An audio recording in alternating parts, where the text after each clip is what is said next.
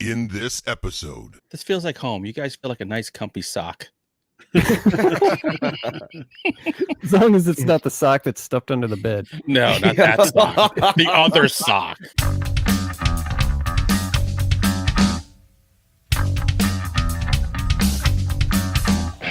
Welcome. You're listening to Paleo Cheese Podcast, episode 25, part 1, Ghosts and UFOs with Jack Campisi and Hunter Shea.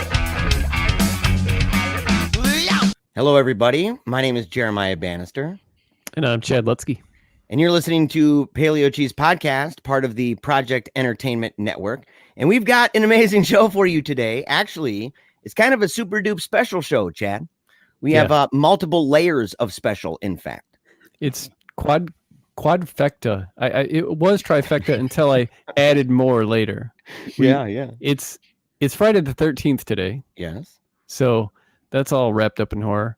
This is our Christmas special. Mm-hmm. And this is the landmark 25th episode. Mm-hmm. And what day is Christmas on? The 25th. Yes. Look at that, dude. So yes. And it's our first episode we've ever done where we talked about two different movies. A remake. And had two guests. Yes. And had two guests, man. Which we have Jack Frost, Jack Campisi, and Hunter Shea from Monster Man. And they both been on before. Had a blast with both of them. This feels like home. You guys feel like a nice comfy sock. As long as it's not the sock that's stuffed under the bed. No, not that sock. The other sock. All moist and crusty. The happy sock. Yeah. Ma, leave my socks alone. Yeah. Paleo cheese is now moist and crusty. That's just the new name of the show. That's what we're going to call from now on. Gives a whole new meaning to the word paleo cheese. That's why I love getting socks for Christmas. Oh no. You got a favorite? Can you guys suggest a good paleo cheese to eat, first of all? I've always wondered, is there a good paleo cheese out there? Tastes like cheese.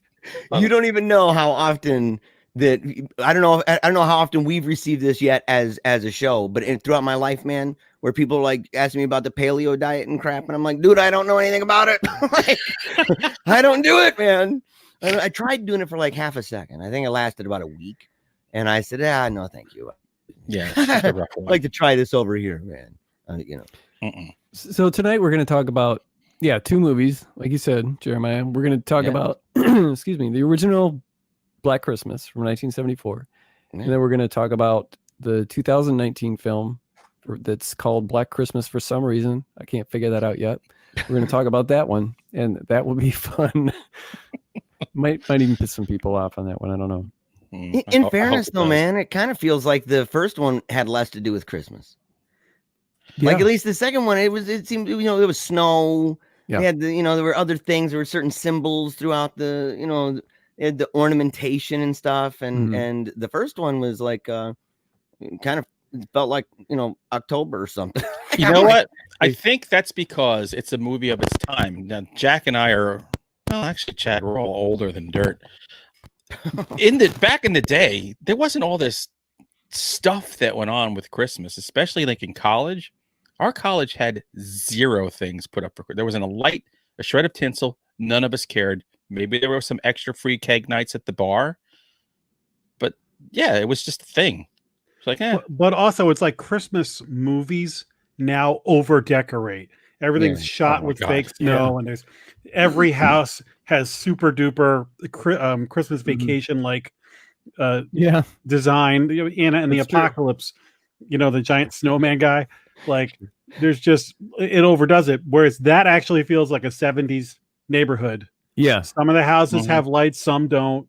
There's a Christmas tree up, and you can see it through the window. Yeah, you got a point. It's like those movies where they try to pay homage to the 80s, and you're just like, I get it. It's the 80s. I get it. Yeah, my dad didn't wear a Frankie Says shirt. We were. Yeah. I wanted to ask you guys. You just recently did a episode of Monster Men where I didn't watch it yet, but where you talked to some kind of UFO investigator or something like that. Awesome. Yeah.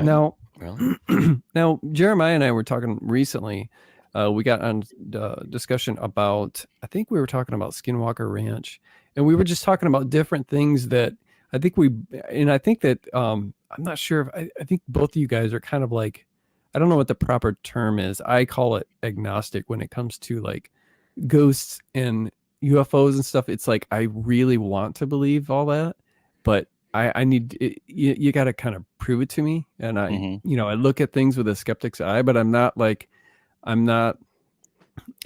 so shut out that I'm not willing to look at anything or believe anything. So I was just wondering, one, if you guys were like that, if you had some kind of like desire like I do, where it's like it's something that it's exciting and you would love to see some kind of like something just truly concrete where you're like, I'm a believer. I saw this. Or take it, Jack. You go. Well, you're right. I think we both have kind of a similar outlook. I'm more like you. I haven't seen anything for myself. I have searched for it. I love talking about it.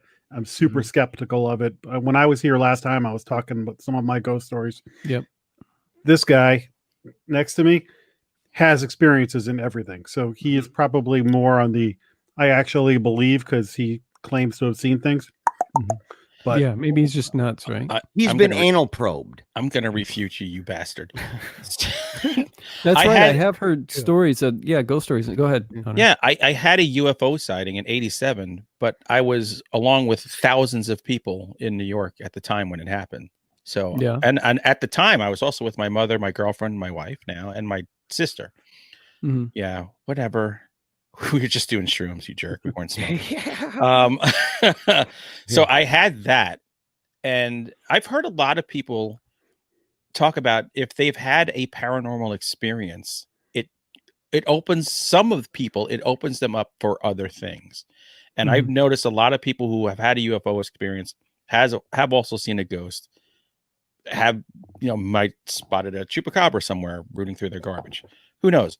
But it seems to be, it's very rarely a one and done. And I don't know whether it's that it becomes a self-fulfilling wish that I want to see more, or does that event change you in a way, open up that third eye or something? I don't know. But I mean, I lived with a ghost for 26 years of a boy who looked as real as the four of us do right here and would wander through my house. And we all had seen him at one point and kind of lived with him, including the weird vibe he'd bring with him, because you could have the worst day on earth. And at the time, my wife was on life support in our house, which was, you can't get worse than that. And when he would come, you just get that brief respite of, man, I feel pretty good. Like, oh yeah, look, that kid's here again. All right. Just, I know. And he would always walk through my house into where my wife was hooked up to her machines and unconscious. And whenever you saw him, you just had this real feeling of calm and peace, not fear. Or, I mean, the first time I saw him, I thought it was a kid from the neighborhood. So I freaked out because I'm like, don't go in that room. There's wires and stuff like that. And I ran into the room. There was nobody in there. And a year later, when she got better and I was going to work that day, my wife's, I said, I feel bad leaving you. She goes, I know, I wish you were here. She goes, at least when I was really sick and you would have to leave, she goes, I had a boy who would sit here with me on the bed. And I had never told her about these visions. I didn't tell anybody because I didn't want anyone to think that I was not capable of taking care of her. And I said, can you describe what's this boy like? And she described the exact kid I was watching. So he would kind of pop back into our lives whenever my wife was going through, like she had cancer and she had a heart problem. And whenever something popped up with her, he would be there. So for years, it was like, we'd asked around, we looked, and we're like, has anyone died here? Who's this kid? And the prevailing theory in the family was my mother-in-law had two stillborn sons before my wife. So the family theory was, well, that's your brothers coming to see you when you need somebody most. And when we moved last year, the woman who owned the house, had been there, I think 60 years. She, out of the blue, just tells my daughter about her son's friend who died. He impaled himself on a pole. Oh, dang. Right in the yard, because right next to us, there used to be a little reservoir. What? And he was 9 years old. And I was like, that's the kid. That's absolutely the kid. Oh, man. So then we told my wife and everything, and she says she sat in the apartment after we had moved everything out just about, and she went in there and she had this conversation with the apartment with the boy there. And she goes, thank you for being with us, and we loved you, and somebody will come here and take care of you and everything. And she was just having this nice conversation. She says, as she turns to leave, she just hears a voice in her ear just go goodbye. And she came out crying. She was weeping. She felt bad for leaving him there. And the sad thing is no one's moved in there since. So he's truly alone. So does that stuff creep you out? Or you just... No, it didn't creep me out at all. I mean, it was almost like I saw him as a full-blooded person for years. And then to me, it became flashes of light and a shadow. And to my kids, it was always flashes of light. And sometimes he would move their bed. That was a big thing. Yeah, it freaked me the crap out, man. It creeped me out. I used to go to his house to record Monster Man, and then we'd watch a movie as the sun was going down, and I'd be like looking around. I never saw the kid. Little dude to walk around, and you're like, come on, man. If I ever did see him, though, I would have like blasted through the wall like the Flintstones. Yeah, he wouldn't have, because I'm telling you, because we all said it, because all separate experiences. When he came, there was almost like someone just said to you, chill, motherfucker. And you would just, everything. He might have, dude. But Jack was coming over to film when we were doing Monster Man one day, and I was vacuuming, and I see somebody run right behind me. And I was like, I thought it was one of my kids. I'm like, oh, that's right, I'm alone. And I was like, stop the vacuum. I'm like, can you just wait like a half an hour and scare the crap out of Jack when he gets here? Please just show up. But they don't listen. See, I'd be looking for like projectors and stuff, man. I grew up on Scooby-Doo, and so I'd be like, dude, who's got the projector screen? You freaking jerks, man. Old man Stinky Whistle Teeth. I don't think my original statement though is any different than what I don't think I contradicted you at all, because I haven't experienced it. You have. And Chad, maybe you're like me. I don't disbelieve him when he says that, but at the same time, until I see that kid, right? I don't know what if he's. I don't know what the hell he saw. I don't know if I believe him or not. 100%. I don't. Yeah. You know what I mean? Like, you have to have it. And I had another when my dad passed away the day he died, which was completely unexpected. Went to get a kidney stone blasted, died within 24 hours. Oh shit! Oh dang. So I said to my mom, I said, I'll stay with you tonight, which is the house where I am right now. So I said, I'll sleep downstairs, and I am sitting on the couch downstairs. All the lights are on, and it sounds like a rock gets thrown through the stereo. My dad had a stereo case, which was his pride and joy, and it had a glass front to it. And it was like, bang, and you see the thing shaking. And I was like, oh, Dad was here. Like, it scared the crap out of me. I'm like, that was Dad proving to his son, who knew that he was always like fascinated with this stuff. Like, yeah, I'm here, but now I'm going. And he appeared to my daughter in her dream. My daughter, who only has terrifying lucid dreams and sleep paralysis. She had one good dream in her life, and it was my father coming to her that same night, saying all nice things to her, and he left. So, but like I said, I think if you have a bizarre experience, something happens to you. It just opens something up. I'm kind of like Jack on this, man. Like I'm one of those guys.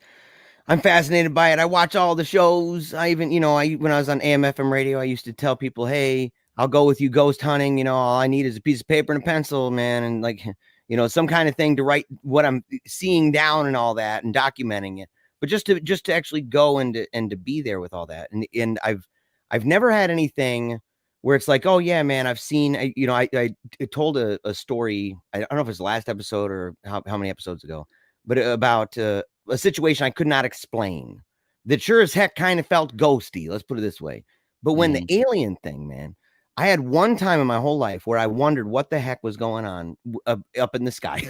And I've wondered what the heck's going on a lot, but not up in the sky, And so I remember we're driving home and I'm seeing these crazy looking beams and they were like all over the place. And it was late at night and I'm freaking out. And I pull off into this church parking lot and I call 911. I'm talking to the lady and on the phone, and she's like, "Oh no, we've actually gotten a lot of phone calls about this." She's like, "It's Northern Lights," and I was like, "No, it's Maui Wowie." but but no matter what. But the thing is, yes, but that's her explanation of that was that that it was Northern Lights, but it was spooky enough and all mystical looking in the sky that it freaked me out, man. I didn't know what the heck was up, and to this day, I'm like, I don't know, maybe she was lying to me. You should check out. You should check out the latest Monster Band with Ryan Sprague. Hunter was over the moon because he's a renowned UFO guy, and I love this stuff too, but not to the extent that Hunter's got like a encyclopedia. I have way too many UFO books, but it's a really good conversation because I think we both asked good questions, and this guy came off really, really good. Like, he is not just I believe everything I see and I want to believe in little green men. He's a skeptic, but he's also compassionate. And what's the name? Is he involved with that? What's the organization, man? That MUFON? What is it? MUFON? No, To the Stars Academy. Yeah, To the Stars Academy. No, he's not involved with that. That's Tom DeLonge and Christopher Mellon and all of them. But no. What Ryan is, he's a researcher, and the breath of fresh air about him is that he has been gathering information from witnesses all his life, basically since he was 13. He said, Jack. Yeah. He does not tell you that he knows the answer, so he doesn't just go, "Oh, I'm just going to believe these, and here's what it is." He has no clue what any of this stuff is, so he's there to tell the story. But he has a lot of insight. A ton of insight. He knows his shit. This guy's traveling the world on all these UFO conferences, has met and talked to everybody. And even through all that, he's been able to just be objective about it, which is rare. Because you guys probably covered the releases from the Defense Department and stuff over the last couple of years. I mean, like the one, it looks like a Tic Tac that's flying at like a bazillion miles an hour and they can't hardly keep up with it. And in the video of that, I remember them saying that there was a whole fleet of them, and but you only see in the video, you only see one, and then there's one it's because everybody knows you can't just have one Tic Tac. You can't just have one Tic Tac. And then there's another one where they're flying. There's buggers flying. The pilot's talking about it and everything, and it looks as though all of a sudden, man, it just goes straight vertical, just like straight up like this, and it's flying at the same rate as before, as if nothing changed. And it's not like it went up. It just it kept moving forward, but now it was like this, flying through the air like that. Yeah. And you see that and you go, holy cow, what is this? Yeah, the incredible thing about that, he talked about it. They're going from 80,000 feet to just above the ocean in milliseconds and back up to 80,000 feet, which that speed, if there was a human being in there, would turn to liquid. Yeah, toast, man. But yeah, the chapter in his book, Somewhere in the Skies, there's a chapter called, I think it's called It's Raining UFOs, which is and the person that was in the tower, because you've got people in radar seeing this, you've got pilots, you've got people on ships all seeing this. Foreign countries, man, other governments that have said that they believe it. That Russia, for example, I believe Mexico. There's a whole bunch of them that have said, nope, it's their official position that it's kind of like, there's stuff up there. It happens. Yeah. It happens. Close. Yeah. But yeah, it's the guy on the radar had PTSD from that night. He's still suffering. That's like that. What is it? Phoenix Lights? Yeah. Remember was it the mayor or the governor that came out the next day dressed up like an alien making fun of it? Governor Symington. I know the guy's name. Jesus Christ. Yeah, you know. You're in deep, dude. You've definitely been anal probed. I mean, probably, dude. That's why I smile. Some nanotech in you, buddy. But you know what? They found some polyps and took care of them, so it was actually a pretty good probing. I saw some guys on Joe Rogan talking about Skinwalker Ranch, and man, that was. You guys listen to that at all, or know anything about the ranch there and what they've done? I think I listened to that episode a long time ago. Yeah, it was pretty cool, man. And a lot of it was just talking about like the cattle mutilations, like the killing of the cattle and stuff, and how long this has been going on since I think they said the 50s. Mm-hmm. And that was really interesting. It's just when I hear about all this stuff, I get really excited and kind of scared at the same time over some of it, but. Yeah, ever since I was a little kid, I was just like any other kid. grow up in the 70s, dinosaurs and Bigfoot and, you just want and ghosts. And I always wanted that stuff to be true. And I still do, but I've gotten nothing. I've gotten no cool stories, just stories that other people have told me. I got a friend who claims to have seen little green men and, DMT'd out. That guy, well, yeah, he's little DMT, little Joe Rogan on that with the little green man. Yeah. a little bit. Hey, you know what? He also claims to have grown a foot overnight when he was young. I'm like, okay, man. And shrunk back the next day. Yeah. I was a foot taller on Saturday. Trust me. Yeah. You took that male enhancement pill. And I've had other people that have had that have come to me telling me stories or something, or even try to just get me involved with, and it's like I look at them and I'm like, man, I don't know. I had I've never actually talked about this before, but I had a girlfriend who I was supposed to marry long time ago. I've been with my wife for 30 years now, but so this is a while ago.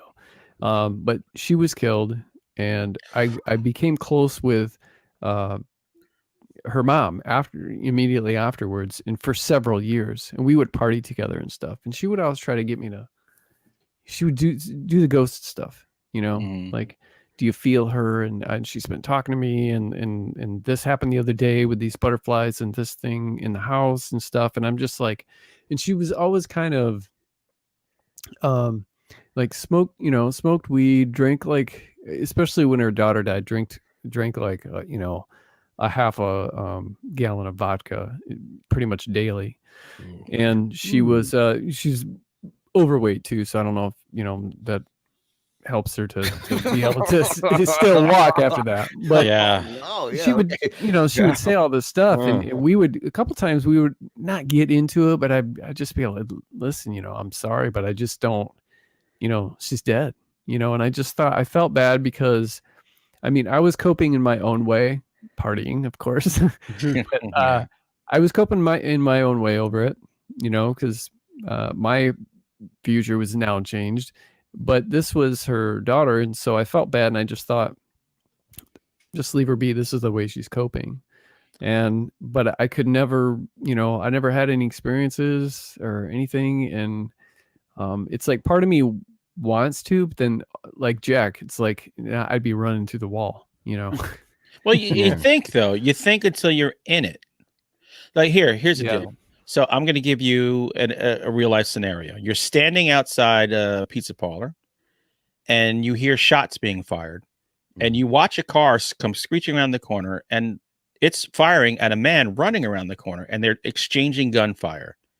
What do you think you would do at that moment? They're probably about 20 yards away. What do you think you're going to do? No idea until I'm in that moment. I'd poop my probably pants. Freeze. If I was a Mexican or a Palestinian, I'd be eating ice cream cones. But I've been down there, man. Not in Palestine. I've been down in Mexico, man. I've seen entire trucks filled with people with machine guns, and little kids are just sitting there eating an ice cream cone. You're like, what? It depends. Is this thin crust pizza or is this deep dish? It's Bronx pizza, the best pizza on earth. All right, then I'd go back in for another slice. This happened to me, and I could have just turned around and gone into the pizza parlor and hit the deck, but I stood there and watched it and watched the windows explode around me as these two just traded gunfire right around me. So you just never know what you're going to do until you're in that situation, and usually you're doing the fucking wrong thing. What do you guys think though about this, man? Like, okay, I've got a lot of friends that they would go on ghost hunting stuff. I had one dude named Joth, and he hung out with some of the people who did shows on different channels, and he'd been to a couple places. And I hear these stories, right? And even in his home, because he lived in, we talked about his house on one of our episodes about local legends and stuff like that. He lived in this old convent, and I know it's a convent because I grew up and we went there for the garage sale when the nuns were leaving. So it's called Marywood. So it's this big castle kind of thing. I'll take all their tampons and have it. Well, that's where he lived and everything, and he had stories. He had all these stories about like what he'd seen and what he'd heard and where he'd been and everything. And I'm sitting there, I'm thinking, okay, I've watched an obscene amount of documentaries and TV shows where they go to the most haunted places and they have all the tech and they have all this stuff, and they're going, and you hear the people when they're there and they say, well, man, this is what happens, and I saw this and I saw that, and I'm like, man, I ain't seen jack. Like, when I'm watching these shows, I'm like, there's only been a couple times ever that I've ever even heard something that kind of sounded like what they all insist you just heard, because they crank it up, and they're like, oh my gosh, and it's like, and they're like, dude, I'm gonna eat you, and you're like, I didn't hear that. I don't know what you're EVPs are rough like that. Yeah, they're rough like that, but they all hear it, and then they cue it with the words on the bottom and stuff. So my radar is just like boom, boom, boom, boom, red flags everywhere, thinking, I don't know about this, and it's kind of bumming me out because I'm thinking all these individuals have stories, and then for some reason, like, are the ghosts like, dude, I know the camera's on. Like, I ain't gonna show up. I mean, it's kind of like I'm not dogging that idea entirely, because it's kind of like it was a movie, and I wish I remember the name of it. It's not like Everything You Know Is a Lie or something like that, but basically they did this test where it talked about how particles react when there's a camera in the room. And things like that. And it was an interesting study, and I don't know how that panned out. I'd like to see what, maybe criticisms of that even, but that when there's something in the room that's recording it, it seems like things react differently. So I'm not saying that's the case, but I am saying, well, I've watched a lot of them and I'm really let down, man. It's like you get super psyched about it, like, going to a strip club or something. You get really excited, and at the end of the day, dude, you're making hot pockets at home and stuff. And I've also don't go to the strip club at lunch. That's the problem. That's where the disappointment comes in. That's the B team. Yeah, at one time. I've said this with Hunter though a million times. Like, we have gone to a couple of places, but we would love to like go stay overnight in an abandoned convent or something. Yeah. And I've always said, like, I think my reaction would be a lot different if I'm by myself than if I was with him. Because if I'm with him, then I'm going to be a little more brave. We're going to be a little more skeptical and like, no, there's a hot water heater banging pipes or something, or there's somebody upstairs messing with us. Whereas I'm by myself, it's like there's either a ghost or there's somebody up there who's going to kill me. Like yeah, right. Like crazy homeless dude. So I think I'm a hell of a lot more brave when there's somebody else in the room with me. Yeah, and if the lights are on, why are they always turning the lights off, man? I agree with that too. Haunting will happen in the day with the lights on. It doesn't matter. Yeah, but all the TV shows. Don't you know you can only? You can. Don't you know you can only see ghosts if it's dark and you're using night vision? Yeah, I mean that's the only way. I think you're talking smack, because they're like they went through a phase like all these shows, man, where it turned into this like, get out here now. Like, start provoking. What if they want you to smooth talk them, like, sweet talking, doing butterfly kisses? Like, why do you think you got to be mean? How you doing? Yeah. No, I honestly believe that 90% of all hauntings are centered around the person in the place at that time. Whatever juju that person has, is they're the conduit that makes this thing happen. So when they leave, like you go there and you're like, oh, well, it's a friggin' house. So I don't know. I think if you're going to properly investigate a haunting, you got to vet it to death. I think the best way to do that is you have to live with that family or person for like a year or two. And it's just going to have to be constant if you're ever going to catch anything for real. But nobody will ever allow that to happen. Nobody's going to have that kind of money to do that commitment. But I think that's the only way to do it, because it's a combination of, it's you in that spot at that time, and then I come in and I have to just be there, and it's when you least expect it, something's going to happen. And maybe by the familiarity of my being there for a long period of time, it will start to act the way it acted before I, as the investigator, got there. I'll tell you what, though, going back to what we were saying earlier about witness testimony, like Hunter's got a bunch of stories, and Chad, you said this too. I have a lot of very close people in my life who have had some sort of paranormal experience, and some of them are like, I just bring it out of people in conversation. It just seems to come up when people talk to me. So they would never talk about this with anybody else, but they're having a beer with me, and suddenly something I say triggers them, and then they tell the story that they've never told anybody, or that they don't go to. They're like the CFO of my company a couple of years ago, and she was one of the kindest, greatest people I know, everything. And then suddenly she's telling me about these experiences she had. Some were she worked at a in a cancer hospital, and there was some like moment of death things and some stuff that happened in her house with her and her mother and other things. Now, again, like I've known Hunter for 20 years, so there's a certain amount of trust I have with him. Same thing with this woman and other people in my life. So there's so really close people that I trust that have this testimony. And I told you guys on the show some of the stories I've heard. So I am skeptical, but I am highly, highly curious about this. And so I don't know if I believe like Ryan Sprague on our UFO show. And I think Hunter's kind of the same way. I don't know if anybody has the actual answer to what they're seeing. I definitely think there's more out there than what we understand, but people are just quick to label it as, oh no, that's a shadow person. I looked in my that's a demon. Okay. Do we all have to be Catholic right now? I mean, that you just discounted a huge swath of the population when you call it a demon. So nobody knows what the fuck this stuff is. And that's kind of the thing. Like, oh, go ahead, Chad. Sorry. I was just going to say, I'm really bummed still that they deemed Amityville a hoax, because I grew up on that, and it's like I have almost like this weird obsession with the house, and not just the Lutz family that lived there, but the DeFeo murders and stuff. And I've never been, by the house or anything, to see it. I know that, but you guys live, I've been by it, and he's been by it. I've been there. Yeah. Small. Yeah, see that to me that'd be like meeting my favorite rock star or something. Just being able to stand John Bon Jovi on Ocean Avenue.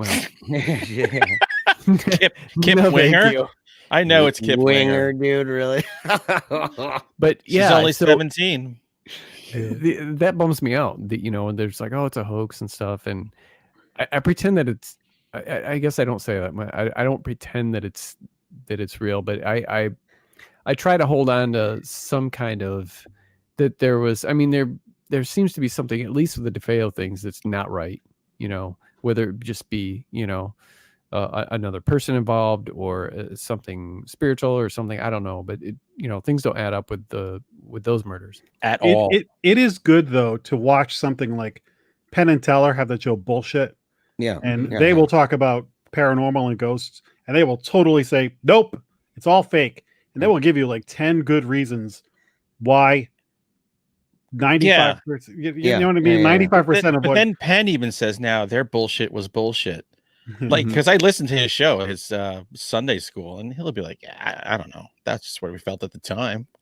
Right. But so that's why I'm saying great counter arguments. That's why I'm saying 95, not 100, because a lot, like when the one about psychics and cold reading is one of the best things I've ever seen on that topic. Yeah. So there's this, I want to believe, I'm going to say 95% or more. And our friend who used to work for the Warrens said this, because a big percentage of stuff that we investigated was bullshit, or these people are carnies and we're building things up. But there was this small percentage of stuff that I was in a room and a screwdriver flew across the wall, or sparks were coming out of a ceiling. And I was just like, what the hell is going on here? So while there is something to it, there's a whole load of stuff where there's a regular explanation, or somebody who is lying to you, or delusional. It only takes one thing. That's all it takes. It only takes one thing to be true, right? And it smashes everything apart to pieces. Yeah. That's you got people like friends of Penn, right? That are people like Michael Shermer, for example. He's written a book about why people believe in UFOs and ghosts, and he includes gods and spirits and stuff like that all in there. He's a secular atheist. And then you've got a guy, I think his name's John. I think it's John Nichols, I think.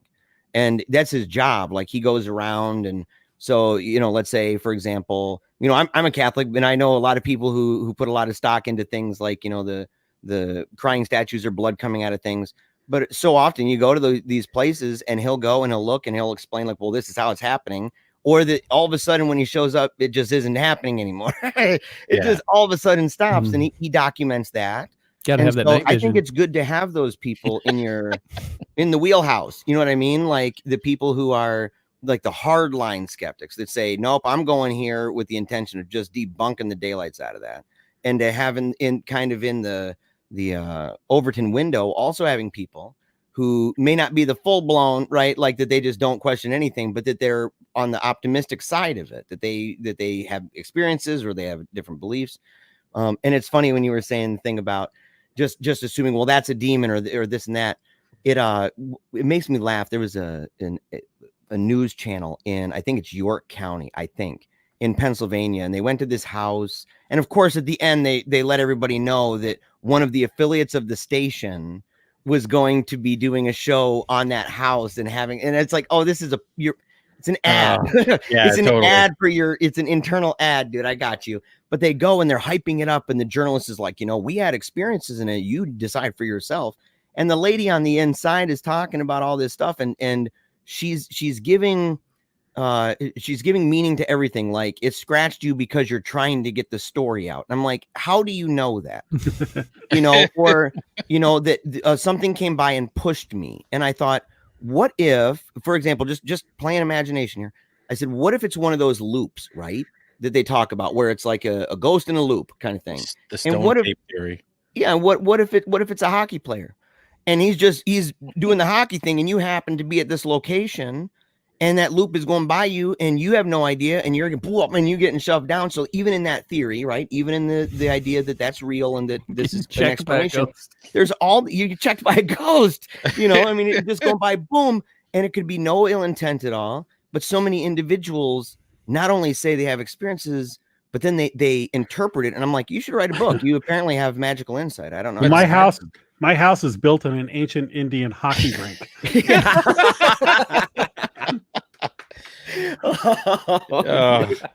It was roller hockey, though. They couldn't make the ice. Yeah.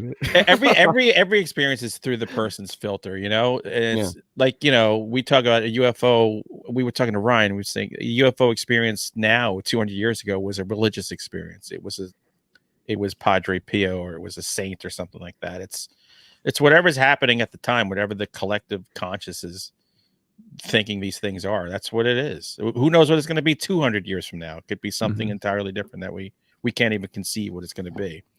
But the key is, there's weird shit out there. Yeah, for sure. I mean, every single person can't be wrong. Not every single. And to me, if one person was right for a ghost and one person was right for a UFO in all of mankind, then both actually exist, but we just don't know what they are. And I'll bring up another thing, which I mentioned on the latest episode. I have a friend who's into ceremonial magic. Oh, he scares me. And I don't understand a lot of the stuff that he does, but he's not a crackpot. He's a very smart guy. He has studied philosophy and religion, and he went into this endeavor to see if there was anything to this. And he does all kinds of rituals and things like that and everything. And at first I was like, dude, are you in like a satanic cult or something? And I don't fully understand it, whatever, but he comes back and he will not say, I definitely saw a demon. He's not always 100% sure what he's seeing, but he's been exposed to forces that we have not encountered. And again, it sounds like it. I'll say I don't encounter whatever he's encountering. And he's doing this stuff, and so I'm going, okay. So I told him the rules are, I know you have secret things you're not allowed to tell me, but if you ever get definitive proof of life after death, you have to tell me. Or if you ever shoot lightning out of your hands like the Emperor, you have to tell me that too. His name is Ming. But the fact is, in his experience, again, Hunter tells me stories. I believe you, but I haven't seen it for myself. Same thing with him. He's telling me this stuff. He's like, I don't know if that was my subconscious, if that was an angel, a demon, or some other entity, but he has had experiences, that I have not had. And so I'm fascinated. So for me, it's like I don't know what the hell's going on, and I'm skeptical about everything, but I'm pretty sure there's stuff out there that we're not seeing everything that's I told you, it's all coming from Larry over in Hunts Point from his apartment. He controls all this. He's like in charge of the Matrix, man. Yeah. Don't mess with Larry. When we were preparing for Hereditary, remember this, Chad? We're preparing for Hereditary, and I told you that I'm like, I went and I was trying to look up the symbolism and stuff, and I said I went down this crazy rabbit hole of stuff I didn't know even existed, that were people that were like, oh yeah, I've summoned Heyman multiple times. You know, he's very useful for this. And I sit down and talk to him from across the table, and I'm like, what?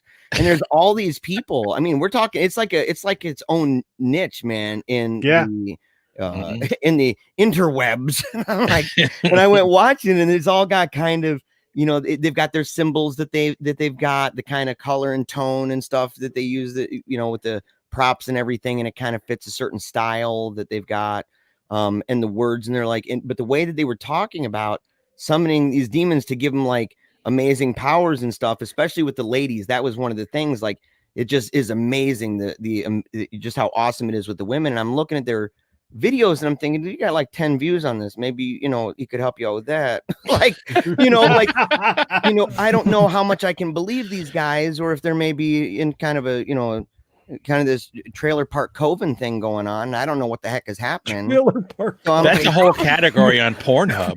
Dude, I'm writing that book. I was just gonna say, I'm gonna write a book. Trailer park coven, dude, it's good. That dibs. Yeah, you got dibs, dude. I'll help you. I'll be a Tim Meyer on that. Yeah.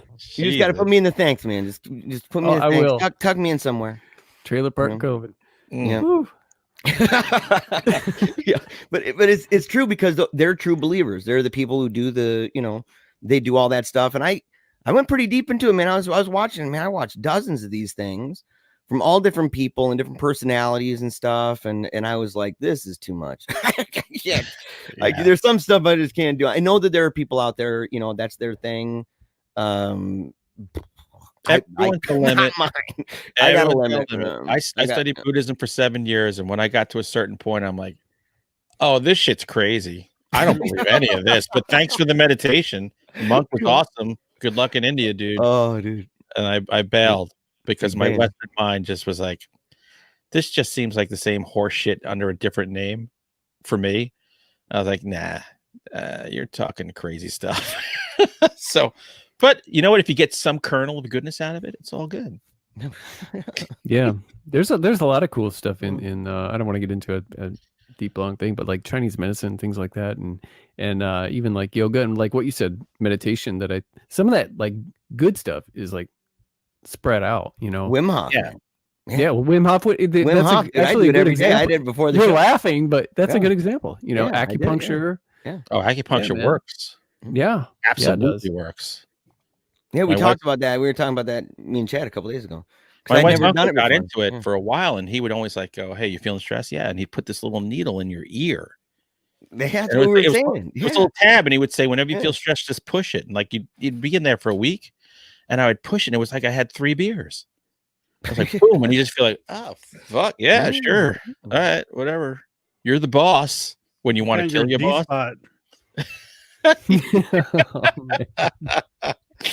Uncle Danny, stop touching my D spot. Oh, my goodness sakes.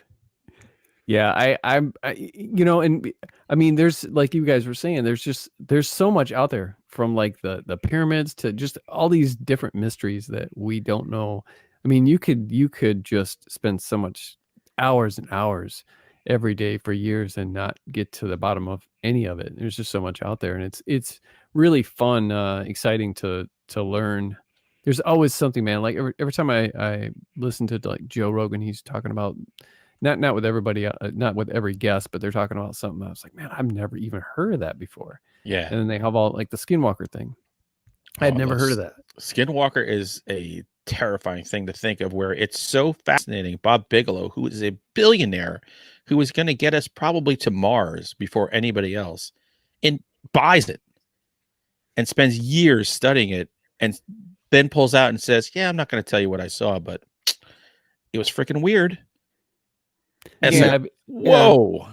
And, we were also talking, I think on a past episode, about Billy Corgan seeing someone shapeshift in front of him. Yeah. At the Skinwalker Ranch? No, he was just talking about. In I heard him talk about it on Joe Rogan, and I heard him talk about it on Howard Stern. He wouldn't go into detail. He said he would off camera, but it was like, that seems so. I mean, not that Billy Corgan isn't a weird dude anyway, but you know, he's in the public eye to say something like that. Yeah, but we saw that documentary, Chad. We saw that documentary, An American Werewolf in London, and dude, it totally happened, dude. We saw it right before our eyes, dude. That is documentary evidence, dude. That was my episode. Yeah, it was. It was your episode, documentary. Man. Yeah, Jesus. Documentary evidence, man. Oh my gosh! You guys want to get into some Christmas celebration, dude? Yeah. I love how you started this whole thing just to avoid the punishment you're going to take from us for this stupid idea for an episode. That's the plan. Yeah, I'm trying to calm down from. Well, because I just keep drinking, so I'm getting angrier as I drink more and more. So my Irish is up. Yeah.